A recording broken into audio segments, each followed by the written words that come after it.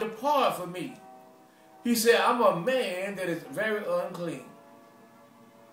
Because he saw himself as being a man that when he stood beside purity, that he said, I am unclean. He said, I'm like a filthy rag. He said, I'm like a worm of the earth. He said, but he said, you know, one thing that Peter always had was a lot of pride. Because when Jesus went to wash their feet, Peter said, no, Lord, don't wash my feet. He said, then when Jesus told him, if I don't wash your feet, then you won't have no part of me. Then Peter said, not only wash my feet, but wash my head, but wash me all over. See, sometimes we need to be washed all over again. Because sometimes we were baptized, we confessed Christ at a young age, but we seem to have lost our foundation. We need to go back to the foundation. He said, take me back to the place where I first found you.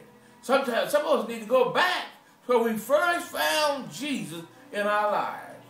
Go back to when you didn't know nothing. Go back when you didn't know every scripture. Go back when you can pray like you knew every word, how to make people feel good. But go back to when you came in like a blank sheet of paper. And so you said, God, write on me. And God began to write his word on it. He began to impart his things that he desired for you to do in your life. His principles.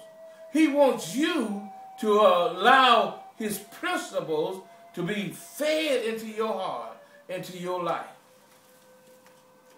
In Luke 5:8, when Simon Peter saw it, he fell down at Jesus' knees and said, depart from me, for I am a sinful man, O Lord.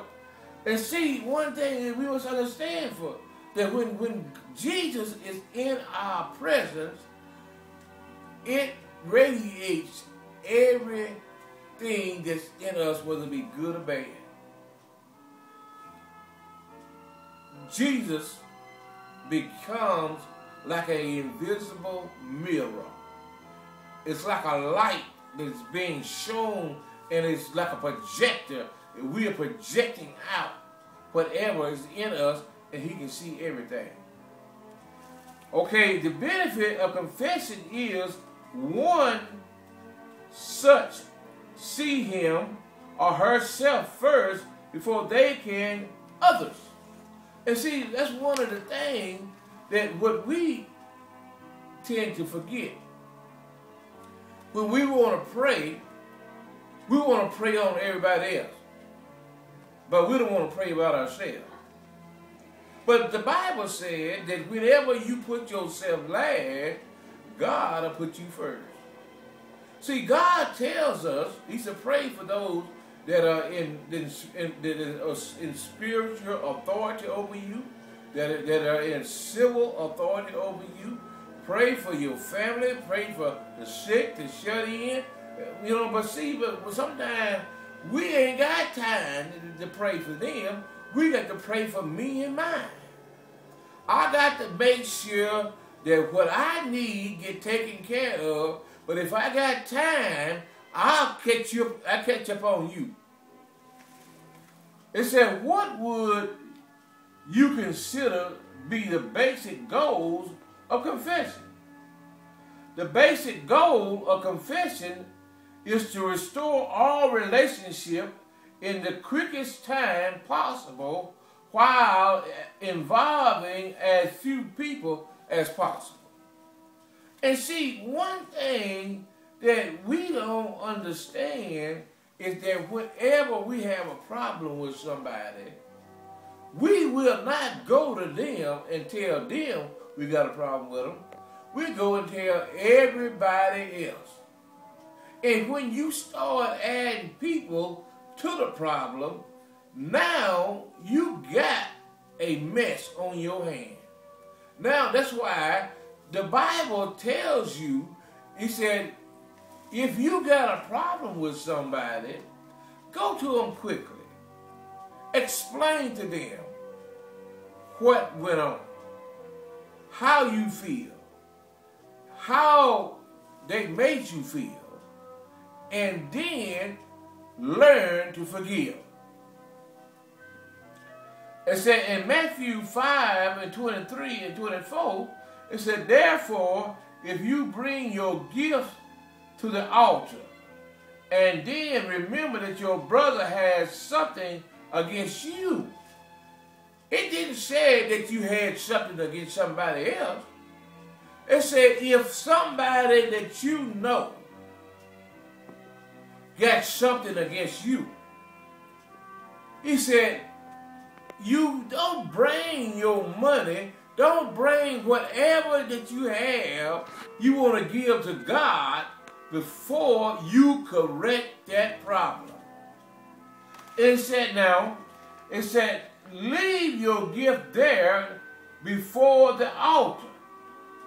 Because one thing that God do not want is a tarnished gift.